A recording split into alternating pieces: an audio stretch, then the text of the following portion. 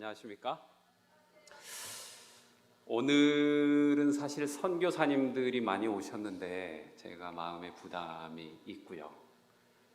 선교사님들께서 설교를 하셔야 되는데 제가 설교를 한다는 게 좀 부담이 많이 큽니다.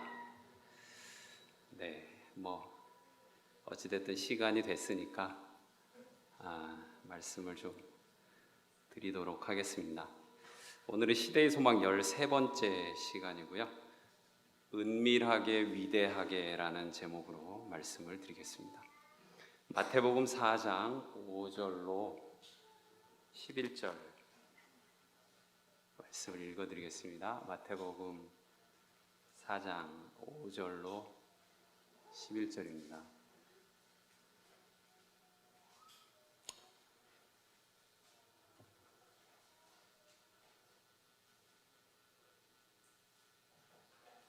제가 읽어드리겠습니다. 그러자 마귀는 예수님을 거룩한 성으로 데리고 가서 성전 꼭대기에 세웠습니다. 마귀가 말했습니다. 만일 당신이 하나님의 아들이라면 뛰어내리시오. 성경에 하나님께서 당신을 위해 천사들에게 명령하실 것이다. 그들은 손으로 당신을 붙잡아 발이 돌에 부딪히지 않도록 할 것이다 라고 기록되어 있어. 예수님께서 마귀에게 대답하셨습니다. 성경에 주 너희 하나님을 시험치 말라고 기록되어 있다. 다시 마귀는 예수님을 높은 산으로 데리고 갔습니다. 마귀는 예수님께 세상의 모든 나라와 그 영화로운 모습을 보여주었습니다. 마귀는 이렇게 말했습니다.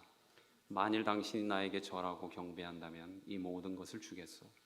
예수님께서 마귀에게 말씀하셨습니다. 사탄아, 썩 물러가거라. 성경에 오직 주 너희 하나님께만 경배하고 그를 섬겨라고 기록되어 있다. 그러자 마귀가 예수님에게서 떠나가고 천사들이 예수님께 와서 시중을 들었습니다. 인간의 기준으로 봤을 때 예수님이 위대하게 느껴지는 이유는 무엇일까요? 이런 기준을 들이대는 것 자체가 맞는 것인지는 잘 모르겠습니다. 그냥 제 개인적으로 생각을 해본 겁니다. 위대함의 은밀성이라고 해야 될까요? 신계호 목사님 살아계실 때 설교 시간에 그런 말씀 하신 적 있습니다. 혼자 있을 때 내가 그게 내 본 모습이다. 혼자 있을 때 신앙이 그게 자기 신앙이다. 그랬어요. 많이 찔리는 말씀이었습니다. 사실 저는 매우 자주 안식일에만 목사고 안식일에만 신앙이 충만하게 되는 경우가 많기 때문에 그 말씀을 가끔씩 생각하면서 많이 찔려요.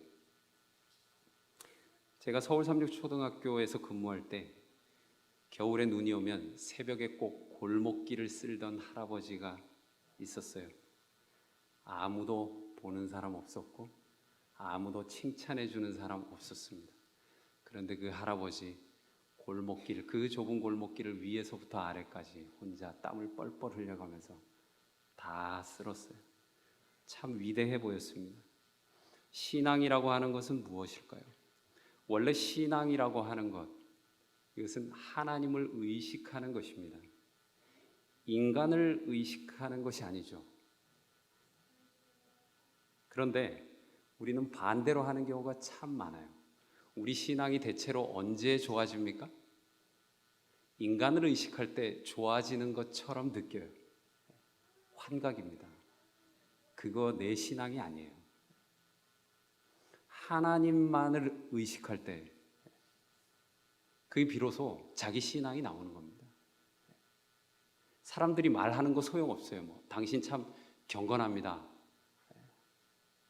저한테도 그렇게 얘기하는 속 없는 분들이 계시더라고요. 진짜 저를 잘 모르는 거죠. 그래도 기분은 좋아요. 그게 제가 죄인이란 증거예요. 전혀 아닌데 그런 말을 들으면 기분이 좋아진다는 거. 심각한 죄죠. 그렇기 때문에 위대한 신앙인은 알려지기가 어렵습니다. 제대로 위대한 신앙인. 여기서 예수님은요, 세상과 관련되어 있지만 세상은 모르는 시험을 겪습니다. 혼자 마귀와 맞서야 되는 거죠.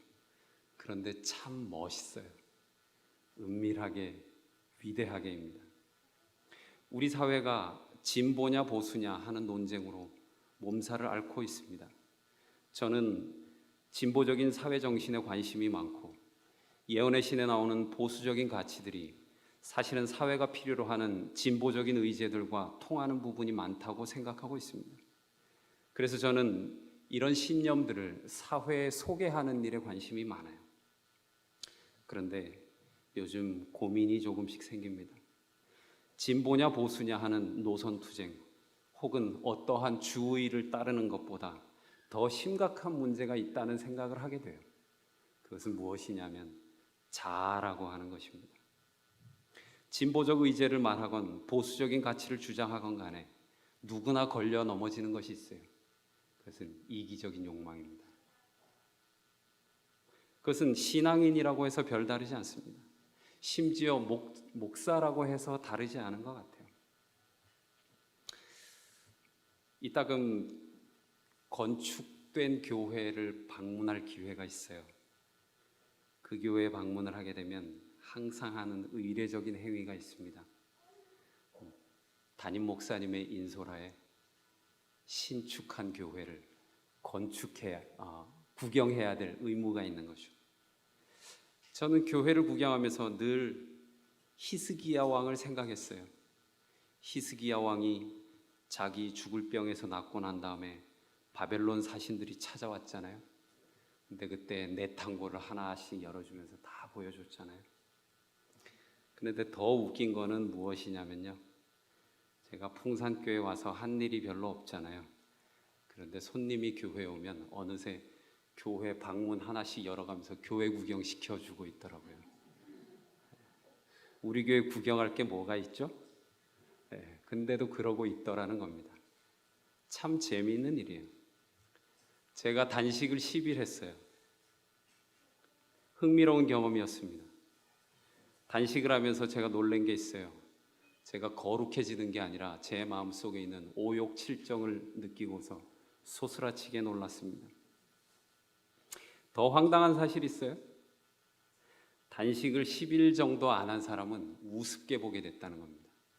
여기 손 들어보세요. 단식 열흘도 못 해보신 분 빨리 손 드세요. 굉장히 혐오스러운 분들입니다. 어떻게 단식을 10일도 안 하실 수가 있죠? 예수 믿으신다는 분들이. 이제 금식 10일 안 하신 분들과는 대화를 안 하겠습니다. 그릇이 안 되는 거죠? 네, 그릇이. 제가 만일 성경을 백독을 하면 어떻게 되겠습니까? 이런 그릇이 안 되는 제가. 여러분 각오하셔야 되겠죠? 아니면 제가 새벽 기도를 시작합니다. 저는 새벽 기도 안 하는 목사인데 요즘 잠이 조금씩 줄어가지고 한번 해볼까 생각하고 있습니다. 만일 제가 하게 되면 어떻게 될까요? 긍휼 없는 심판이 임할 겁니다. 여러분들에게. 여러분 예언의 신 달달달달 외우시는 분들 중에 저 같은 분들 있죠? 저하고 같이 회개해야 됩니다.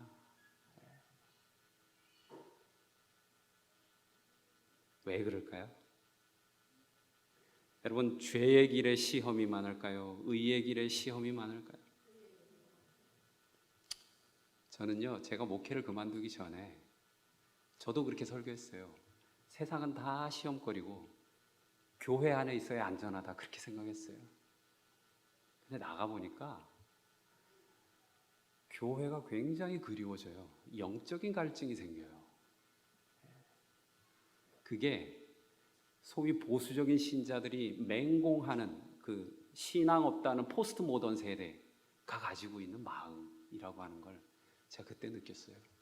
겉으로는 신앙이 없어 보이죠. 술, 담배 다 하고 교회도 안 다니고. 근데 세상 사람들하고 섞여 살면서 저는 신앙이 그리웠어요. 때때로.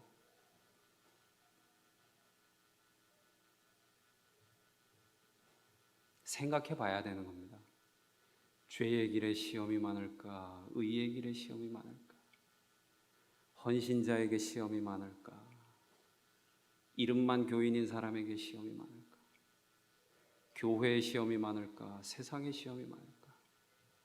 그래서요, 시대의 소망에 흥미로운 표현이 있어요. 뭐냐면요, 예수님이 성령에 이끌려서 광야로 갔는데 사단이 생각을 했다는 거예요. 지금이 무슨 때다? 기회가 왔다는 거예요. 근데 여러분, 이거 되게 이상한 거 아니에요? 지금 예수님이 성령 충만하신 거예요. 성령에 이끌려서 광야에 갔어요. 그리고 거기서 배 터지게 뭘 먹겠다는 게 아니에요. 호의호식을 하겠다고 간 게 아니고 금식하러 간 거예요. 근데 사탄이 뭐라고 생각했다는 겁니까? 시험할 기회라고 생각했다는 거예요. 굉장히 의미심장한 말씀입니다.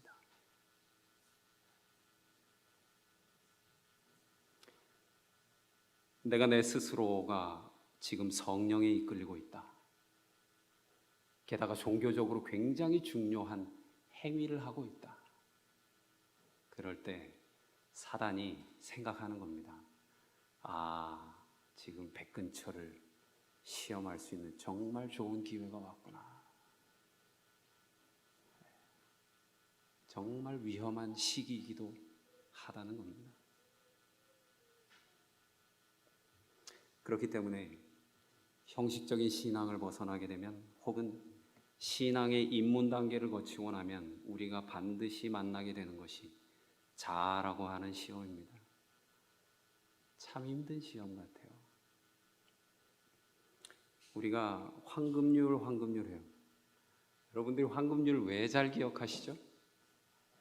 우리가 왜 황금률 잘 기억합니까? 나하고 관련이 있어서 그래요. 실제로 그렇게 믿을 때도 되게 많아요. 우리 자신이 내가 너한테 뭔가를 많이 해줬으니까 이제 나한테 뭘 해줘야 돼요? 해줘야 되는 거예요. 왜냐하면 그게 황금률이에요. 그것 때문에 내가 너한테 한 거기 때문에 그래요. 이게 우리의 슬픈 자화상이에요. 우리가 철저하게 죄인이라는 증거가 거기에 있다는 겁니다. 우리는 이런 사람 아니에요. 심각한 겁니다, 사실은. 그래서 예수님이 자신의 사역을 시작하기 전에 광야로 가신 겁니다. 묻혀진 거예요. 그리고 여러 번 강조했어요. 구제할 때 은밀하게 해라. 기도는 골방 가서 해라. 금식할 때 티내지 마라. 바리새인들이 예수님한테 왔어요. 당신이 하늘로서 왔냐?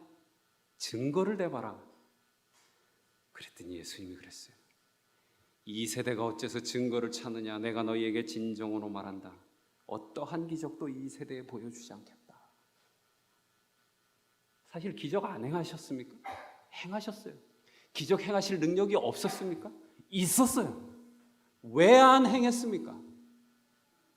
굉장히 쉽게 나 자신이 가지고 있는 능력, 나 자신이 가지고 있는 논리, 나 자신이 가지고 있는 지식을 굉장히 쉽게 끌어들여가지고 상대방을 진리라는 이름으로 설복시키려고 하는 우리의 그 전도 자세하고는 180도 달라요. 안 보여주겠다는 겁니다. 알아도 말 안 하겠다는 겁니다. 귀 있는 사람만 들으라는 겁니다. 볼 줄 아는 눈이 없는 사람에게 그걸 보여주지 않겠다는 거예요. 여러분, 그렇기 때문에 세상을 무시하세요. 네. 세상 무시하셔도 됩니다. 불필요한 요구에 응답하지 마세요.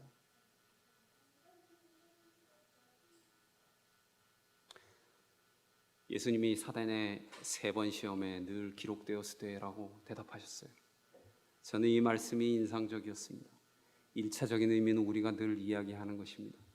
그런데요, 기록되었으되에 대한 확장적인 해석이 필요하다고 생각이 되었습니다. 그것은 과거에 대한 연구입니다. 성경은 과거의 기록입니다. 우리는 과거로부터 교훈을 얻는 사람들입니다.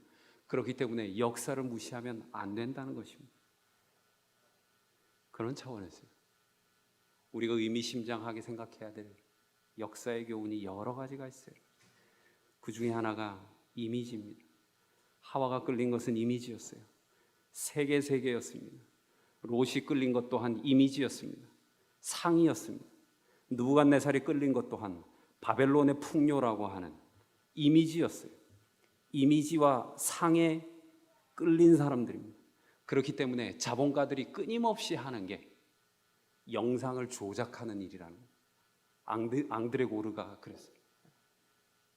소비를 계속 시켜야 되기 때문에 이 누군가 무엇을 사려고 하는 그 물품 자체가 예술품에 가까운 희소성을 부여해야 된다.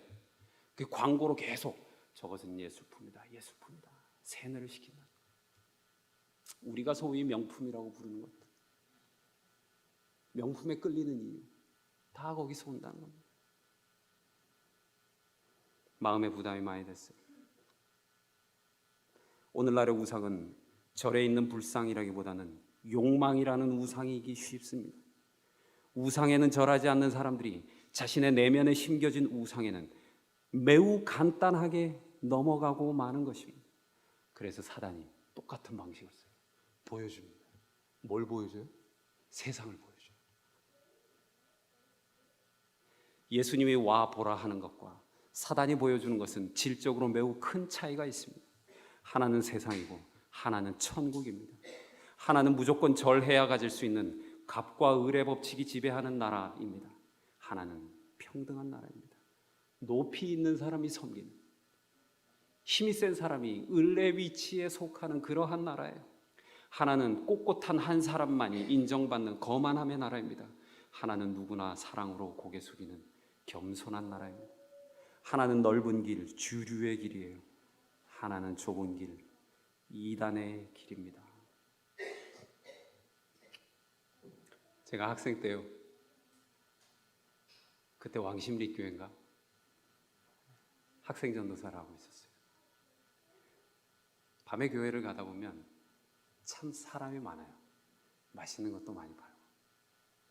청계팔가에서 신호등 기다리고 있었어요. 많은 사람들이 줄 서 있었어요. 딴 생각을 하고 있었어요. 제가 딴 생각 많이 하잖아요. 막 하다가 사람들이 막 가는 거예요. 그래서 따라갔어요. 중간쯤 가서 딱 보니까 빨간불이에요. 중간 건너는데. 우리가 그런 경험이 있지 않습니까? 누구나 다 가길래 따라갔는데 어느 날 갑자기 서서 보니까 그 길이 아니었어요. 남들 가길래 학교 가고, 남들 가길래 교회 가고, 남들 보길래 시험 보고, 남들이 그어놓은 선, 그 선 안에서 계속 살다 보니까 어느새 40 중반이 되었어요. 그런데 지나고 곰곰이 생각해 보니까 남들이 갔다는 그 길, 파란불이 아니었어요. 빨간불이었다는 겁니다. 걸음 멈추고 생각해 보니까 우 갈 때는 몰랐는데 한 걸음 뒤쳐져서 생각해 보니까 빨간불인 게 참 많았어요. 그래서 황지우가 경류 위의 나뭇잎이라는 시에서 이렇게 물었습니다. 단테가 지옥편에서 피렌체 사람들에게 한 번도 살아본 적이 없는 자들이여 라고 꾸짖을 때 나는 뜨끔했다. 결코 평탄하다라고 할 수 없는 삶의 행로를 지나왔지만 과연 내가 내 삶을 살았던가 의심이 들기 때문이다. 어딘가에 붙들린 삶이었고 무엇인가 끌려다닌 삶이었고 그냥 사라진 삶이 아니었던가.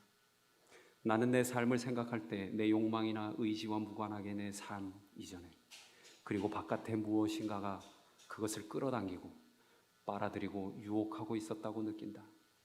결코 존재가 선행하지 않았다. 그것이 무엇일까? 그것이 무엇일까? 그것이 무엇일까?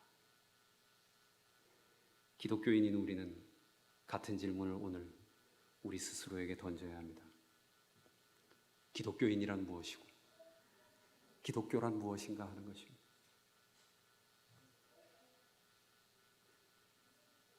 기독교인이란 어떤 길을 가는 사람일까? 남들이 가지 않는 길을 가는 사람들입니다. 좁은 문으로 들어가라고 했지 않았습니까? 남들 다 가는 길 가는 거. 넓은 문입니다. 세상에. 저는 그래서요, 우리 교회가 신문에 광고 좀 안 냈으면 좋겠어요. 우리 교회 2단 아니라고. 2단이면 뭐 어때요? 기독교가 언제부터 정통이었어요? 우리 다 나사렛 2단이에요. 바울은 당당하게 말했어요. 2단 중에 괴수라고. 2단의 길을 가야 됩니다. 2단의 길을 가야 돼요. 남들 안 가는 길을 가야 됩니다. 여러분들만이라도 2단의 길을 가야 돼요. 자식들에게 남들 이렇게 하니까 이렇게 해야 너도 성공한다. 예수님이 시대의 소망 승리장에서 우리가 곰곰이 읽어봐야 돼요. 예수의 승리는 어디서 비롯된 것이었나? 여러분, 우리가 교회에서 흔히 말하는 성공, 그런 거 전혀 없어요. 예수님이 어떤 부분에서 승리하셨는지를 계속 고민해야 됩니다. 질문해야 돼요. 근데 그런 질문이 교회에서 있지 않아요. 그냥 남들이 그러니까 다 그런 거예요. 남들이 큰 교회 하니까, 남들이 하는 방식으로 제7일 안식일 예수 재림 교회도 그렇게 해야 된다는 겁니다. 우리가 언제부터 그렇게 됐어요? 안타까운 일입니다. 사단은 이와 같은 시험으로서 사람들에게 접근하며 이 점에서 그리스도에게서보다 더 큰 성공을 거두고 있다. 그는 사람들에게 자신의 주권을 승인하는 조건으로 이 세상 나라를 주겠다고 제의한다. 그는 사람들이 성실을 희생하고 양심을 무시하며 이기심에 빠지도록 요구한다. 그리스도께서는 사람들에게 먼저 하나님의 나라와 그분의 의를 구하라고 분부하신다. 그러나 사단은 그들 곁에 따라다니면서 이렇게 말한다. 영생에 관한 것이 사실이라 할지라도 이 세상에서 성공하려면 나를 섬겨야 한다. 너희의 행복은 나의 수중에 있다. 나는 너희에게 재물과 쾌락과 명예와 행복을 줄 수 있다. 나의 권고를 들어라. 정직이나 자아희생 등과 같은 별난 사상의 마음을 빼앗기지 말라. 내가 너희 앞에 길을 예비하여 주리라. 이런 유혹에 많은 무리가 속임을 당한다. 그들은 자신을 섬기기로 승낙하고 사단은 만족해야 한다. 사단 상관없는 거예요. 여러분들이 아무리 교회를 열심히 다녀도 뭐라 안 해요. 교회에 헌신하는 거 막지 않습니다. 근데 뭐라고 말해요? 하나님을 섬기지 말고 너를 섬기라는 겁니다. 너의 이기심을 만족시키라는 겁니다. 자아희생, 정직, 양심에 충실한 거 다 필요 없다는 겁니다. 오로지 결과만 좋으면 된다는 겁니다. 행복하고 부유하게 풍요롭게 남들 사는 것처럼 살으라는 겁니다. 그리고 항상 보여주는 것은 세상입니다. 여러분 생각해 보세요.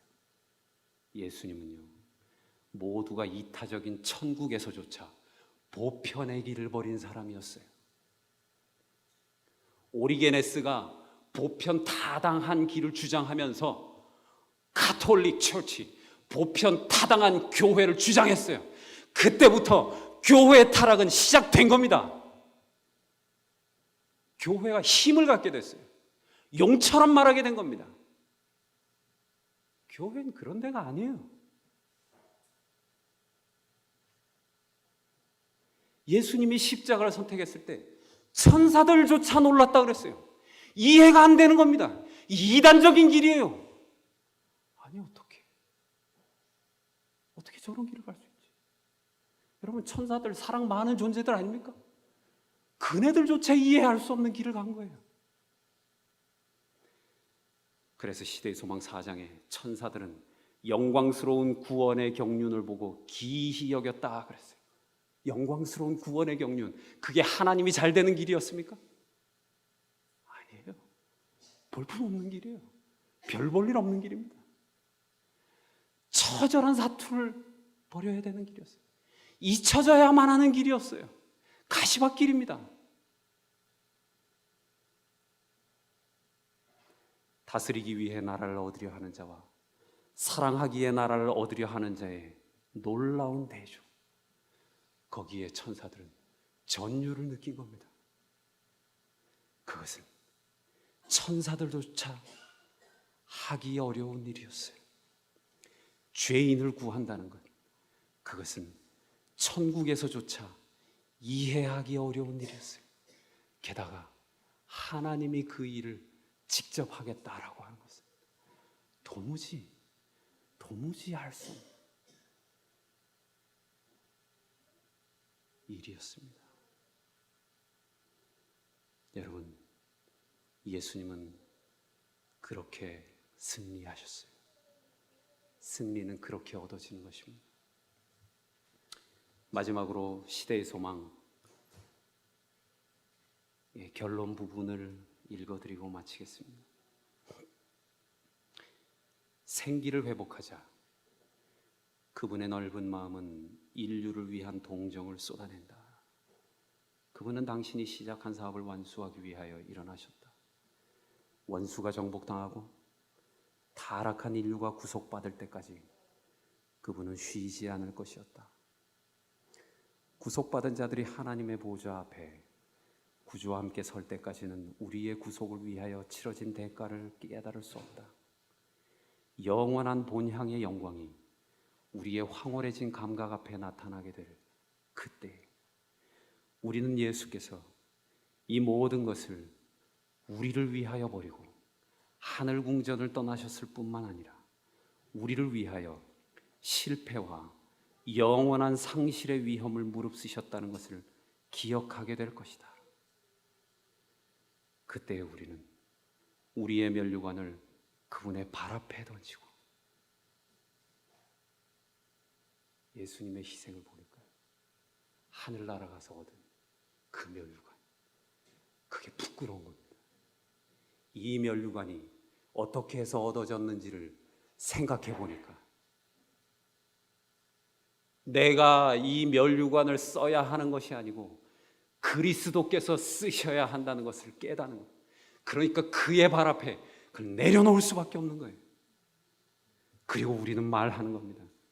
죽임을 당하신 어린 양이 능력과 부와 지혜와 힘과 존귀와 영광과 찬송을 받으시기에 합당하도다라고 소리 높여 노래 부를 것이다.